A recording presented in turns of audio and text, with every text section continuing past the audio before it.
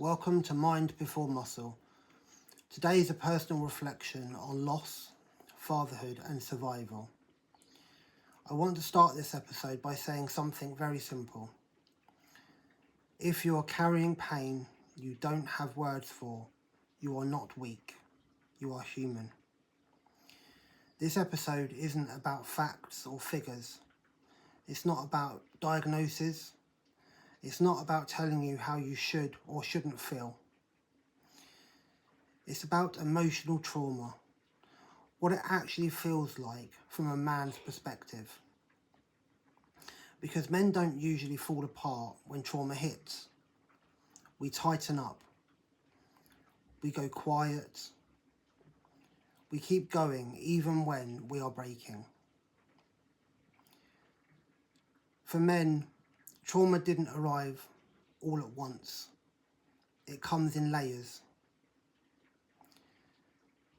The loss of my mum, the separation from my children, being dragged through family court, these all affected me deeply.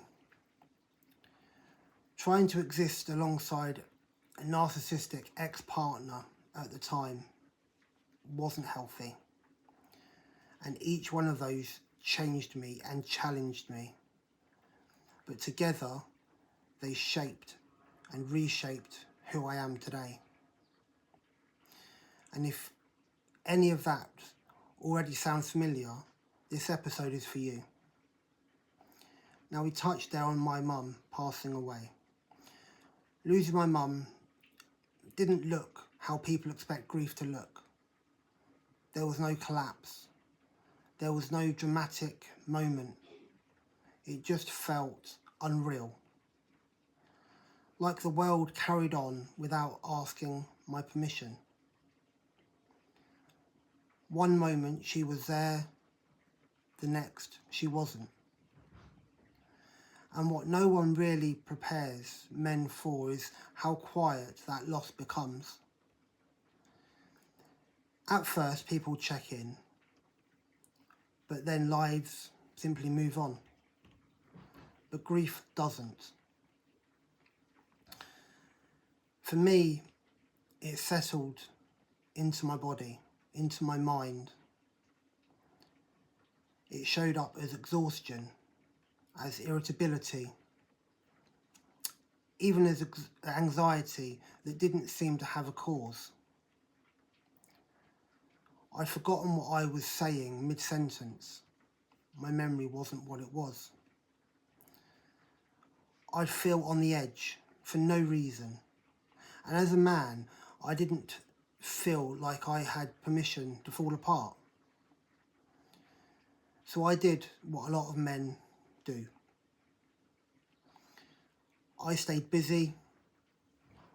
I pushed it down, deep down. I told myself I was coping. But the grief didn't disappear. I ignored it. But it waits. And when it waits, it wears you down. Now, I want to touch briefly on how that loss stacks up. Here's something men don't talk about enough. Trauma stacks. Once loss weakens the foundation, the next one hits deeper and harder. So after losing my mum, I was already vulnerable, whether I admitted it or not. Then my relationship broke down. And with that came separation from my children, from everything that I had come to know, that I'd built. That pain was different. Because your children are still alive. They're not gone like my mum. They're still growing. They're still breathing. But they're not with you. that's a whole different level of loss. There's no cards, there's no acknowledgement from contact, indirect contact, just absolute silence. And that constant ache of not knowing. Men aren't taught how to grieve that kind of loss because society barely recognises it as loss at all. But your nerve system does. Your body does. Every missed bedtime, every milestone you hear about secondhand or you see through social media, that's trauma.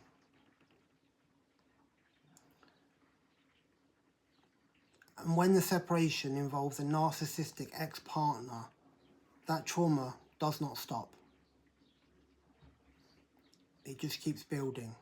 It continues. So let's just talk a little bit about narcissistic abuse and how that can affect men. One of the hardest parts of dealing with a narcissistic ex is just simply the lies. It's the erosion of your reality. You start doubting yourself. You doubt your memory,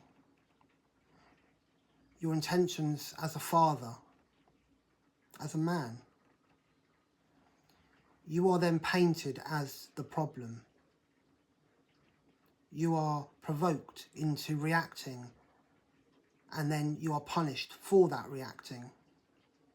And often the system reinforces that imbalance.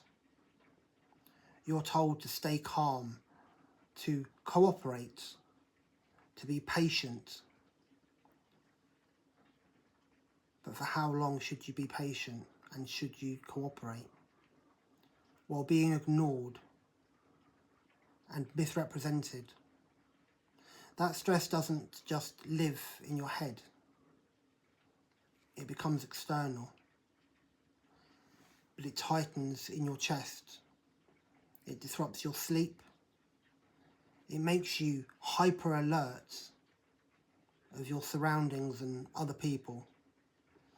You're always waiting for the next problem, the next email, the next accusation, and ultimately the next court date. Eventually, you stop feeling safe, even when there's nothing happening. That is trauma. Now, I'm going through the family court at the moment with multiple accusations being thrown around. So family court has its own kind of trauma because it's slow, it's dragged out, it's cold, it's unfeeling, and it reduces your entire life to paperwork, to evidence. You're not a father.